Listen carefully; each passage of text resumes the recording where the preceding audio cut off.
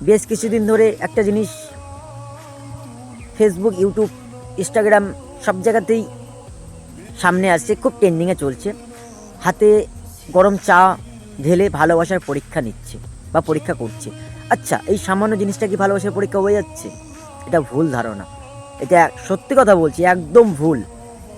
যদি ভালোবাসার প্রমাণ বা পরীক্ষা দিতে হয়, তাহলে সেই মানুষটাকে বিয়ে করে তার সাথে সংসার করে দেখাও, তারপরেই বলবো এটা আসল ভালোবাসার পরীক্ষা বা তুমি পরীক্ষায় পাশ করেছো।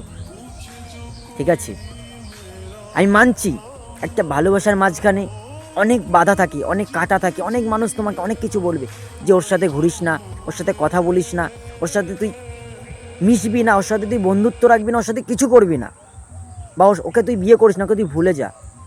যদি ভালোবাসার প্রমাণ দিতে হয়, যে মানুষগুলো তোমাকে এত কথাগুলো বলেছে তাদের বিরুদ্ধে গিয়ে তাকে ভালোবাসিয়ে বেশে তাকে বিয়ে করা, হ্যাঁ, এটাকেই বলবো আমি আসল পরীক্ষা। এটা আমি না, আমার মতন হাজারো ব্যর্থ প্রেমিক বা ব্যর্থ প্রেমিকারা এই কথাটাই বলবে।